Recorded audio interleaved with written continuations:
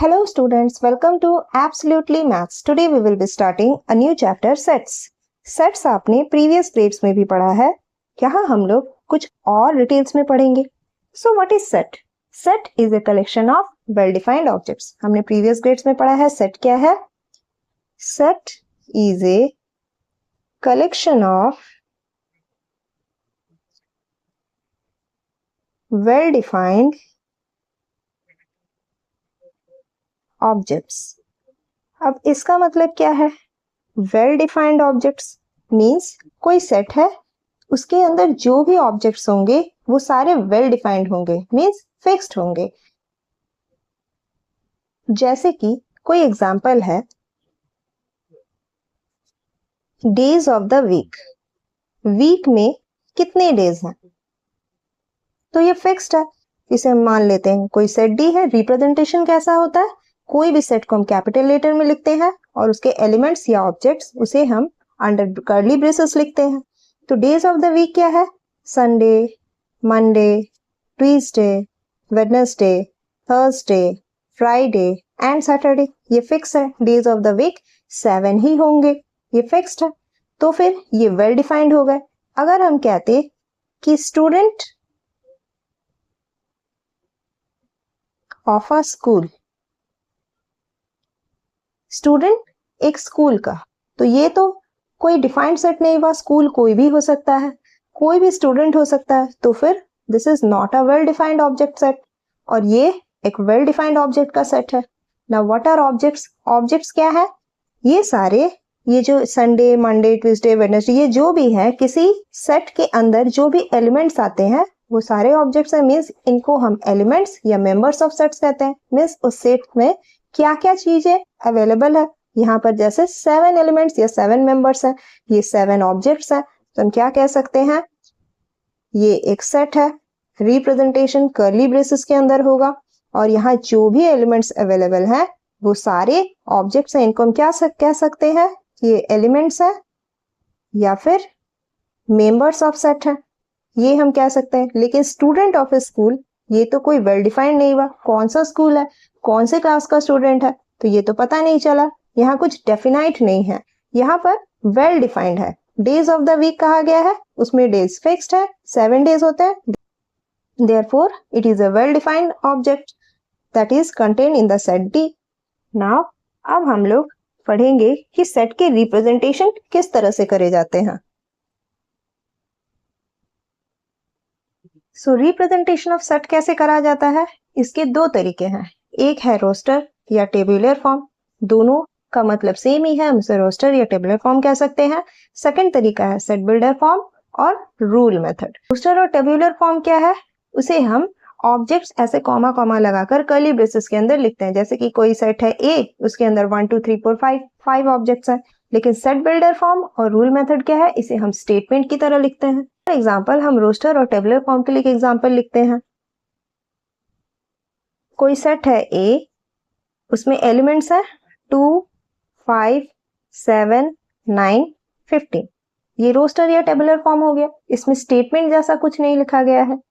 For example कोई और लेते हैं, जैसे कि सेट ऑफ इंटीजर्स. इसे हम कैसे लिखेंगे? इंटीजर्स क्या क्या होता है? Negative, 0 and positive. तो इसे हम क्या लिख सकते हैं? ऐसे डॉट डॉट करेंगे, then -2 -1 0 1 2 and so on.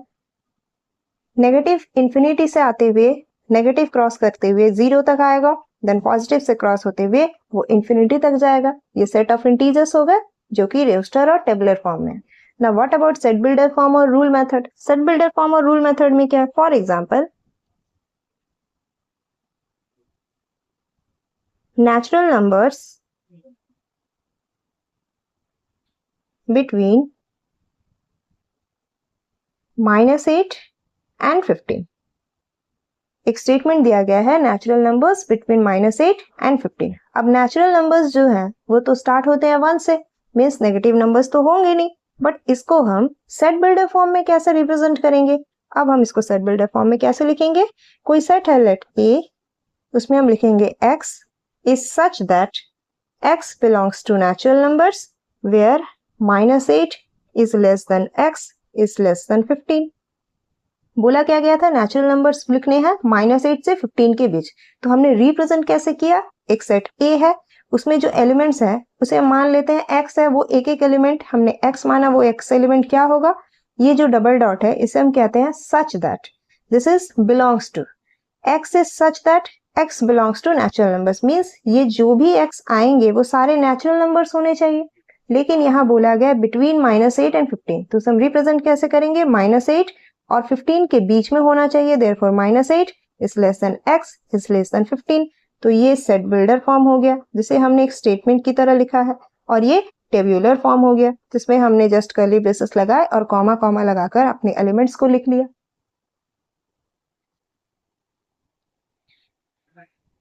Now next is types of sets. अब तक हमने सेट्स पढ़ा, उसका रिप्रेजेंटेशन हमने देखा, अब हम देखेंगे कितने टाइप्स ऑफ सेट्स हैं। So first type is finite set. नाम से क्या पता चल रहा है, ये सेट एक finite number of elements contain करेगा जिसमें एलिमेंट्स लिमिटेड होंगे। तो यहां हम क्या लिख सकते हैं, ए सेट विथ फाइनाइट और लिमिटेड नंबर ऑफ एलिमेंट्स।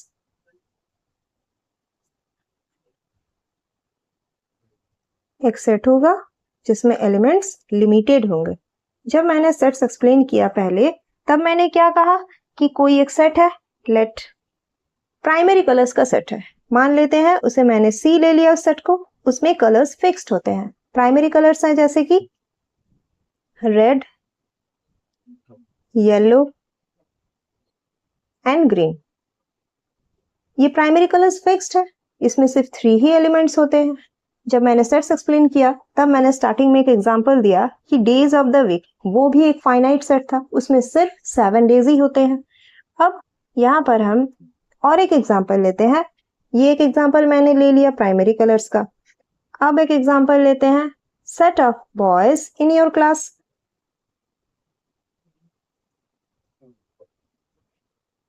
आपके क्लास में सेट ऑफ बॉयज जो भी होंगे वो फिक्स्ड है। आपके क्लास में सपोज 40 स्टूडेंट्स हैं, उसमें से 23 बॉयज हैं, तो वो भी फिक्स्ड है, फाइनाइट नंबर ऑफ एलिमेंट्स है, so this also goes to finite set. और एक एग्जांपल लेते हैं, सेट ऑफ नेचुरल नंबर्स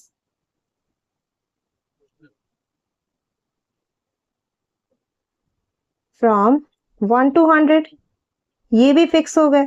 1 से 100 तक नेचुरल नंबर्स रहेंगे, ना उससे कम होंगे ना ज्यादा होंगे, मीन्स यहाँ पर 100 एलिमेंट्स फिक्स हो गए, मीन्स वो सेट फाइनाइट हो गया।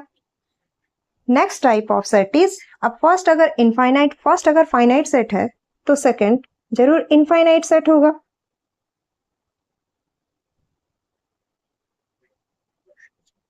अब इनफाइनाइट सेट क्या है, just opposite of finite set.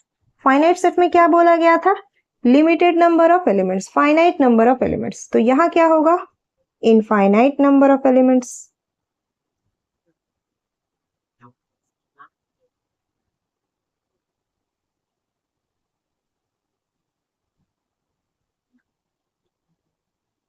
Example लेते हैं,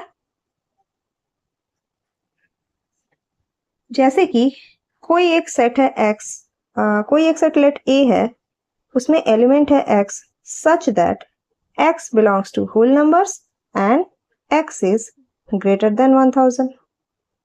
w represent for whole numbers। कोई एक सेट a है, उसमें एलिमेंट्स x है such that वो x क्या है, सारे होल नंबर्स है, और वो सारे होल नंबर्स ग्रेटर देन 1000 होना चाहिए।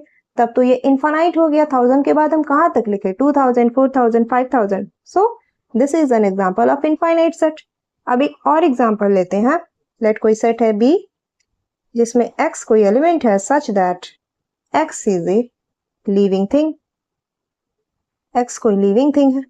अब ये भी कुछ फाइनाइट नहीं है, हमें नहीं पता कितने लिविंग थिंग्स, ऐसे तो बहुत लिविंग थिंग्स है, तो this also goes to infinite set. Now next type of set is singleton set.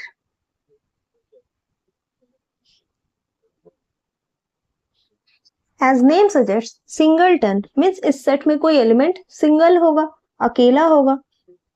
Only one element, a set with only one element, इसे हम यूनिट सेट भी कहते हैं। जैसे कि इसका एक एग्जांपल लेते हैं। लेट ए कोई सेट है जिसमें x एक एलिमेंट है such that x is president of India. x क्या है? President of India. और हमें पता है प्रेसिडेंट ऑफ इंडिया एक ही पर्सन होगा, that is only one element, so this goes to singleton set. एक और एग्जांपल लेते हैं। लेट बी कोई सेट है सच दैट x उसका कोई एलिमेंट है 2x - 1 = 3। तो इसे अगर हम सॉल्व करेंगे हमें क्या मिलेगा? 2x = 3 + 1, 2x = 4, x = 2। तो x का वैल्यू 2 मिला, means this is also a unit set और सिंगलटन सेट का एलिमेंट हो गया। ये सेट हम बोल सकते हैं, इसे हम कैसे लिख सकते हैं? b = 2। इसमें सिर्फ एक ही एलिमेंट है, therefore b is also a singleton set. Now next type of set is empty और null और void set। इस सेट को हम empty set, null set या void set भी कह सकते हैं। नाम में क्या लिखा हुआ है? empty set। empty का मतलब खाली होता है, मीन्स इस सेट में कोई एलिमेंट्स नहीं होंगे, दैट इज नो एलिमेंट, खाली सेट होगा। इसे हम रिप्रेजेंट कैसे करेंगे? इसे हम या तो सिर्फ कर्ली ब्रेसेस देकर अंदर खाली छोड़ देंगे या फिर फाई का सिंबल लगाएंगे। ये दोनों एम्प्टी सेट्स के रिप्रेजेंटेशन है। नाउ एग्जांपल में हम ले सकते हैं। लेट ए कोई सेट है, x is an element such that x belongs to natural numbers and x is less than 1। क्या बोला गया है? x कोई नेचुरल नंबर है जो कि 1 से छोटा है, लेकिन ये तो पॉसिबल ही नहीं है, नेचुरल नंबर स्टार्ट ही 1 से होते हैं, तो how can x be less than 1। और एक एग्जांपल हम लेते हैं। लेट कोई सेट है b, सेट ऑफ x क्या है? Set of all odd numbers between 7 and 9। 7 और 9 के बीच जितने ऑड नंबर्स आते हैं वो सेट होगा। तो 7 और 9 के बीच कोई ऑड नंबर आता ही नहीं है, उसके बीच आता 8 है जो कि इवन नंबर है, so this is also an example of empty set.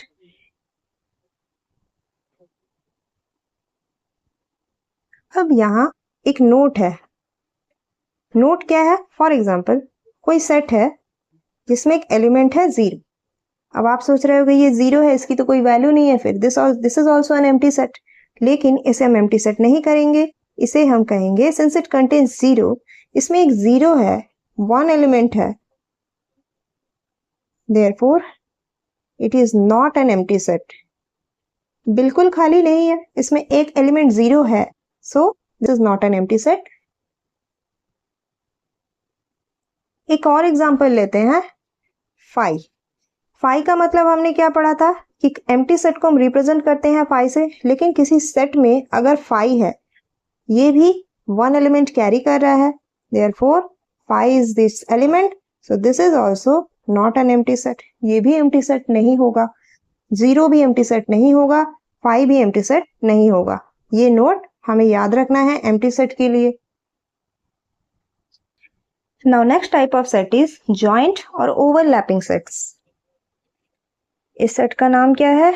Joint और overlapping sets.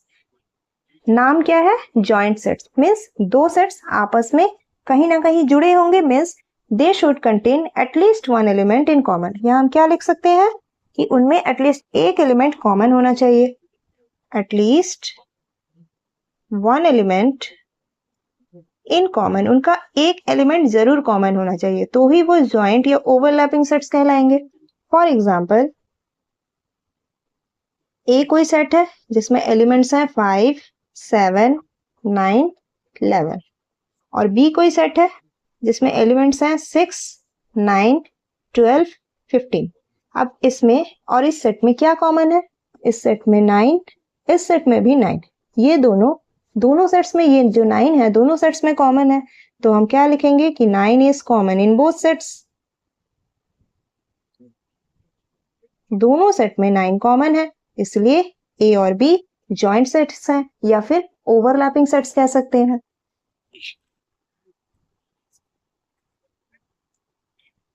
Next type of set is disjoint sets.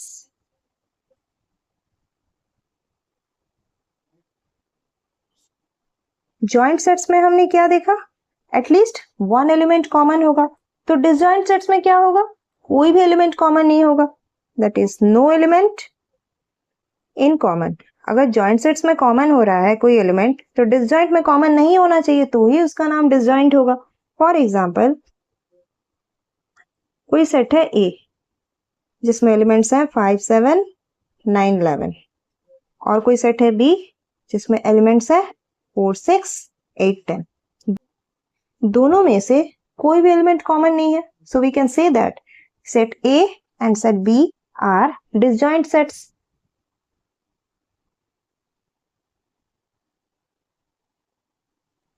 Now next type of set is equivalent sets.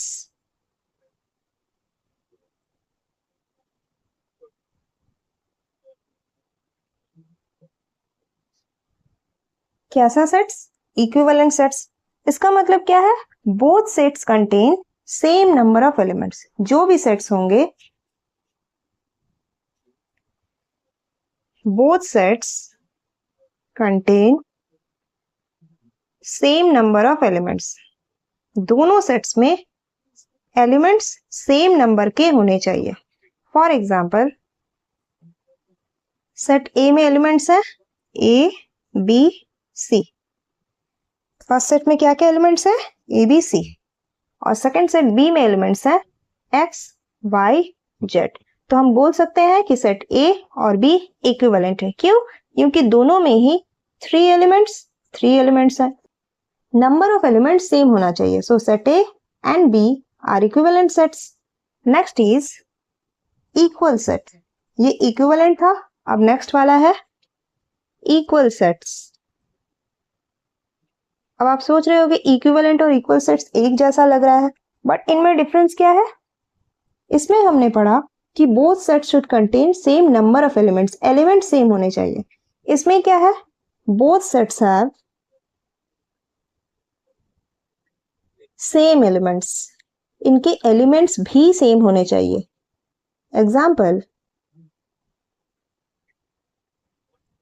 ए में एलिमेंट्स है 1, 2, 3, 4, 5, और बी कोई set है, उसमें late x कोई element है such that x belongs to natural numbers and x is less than 6।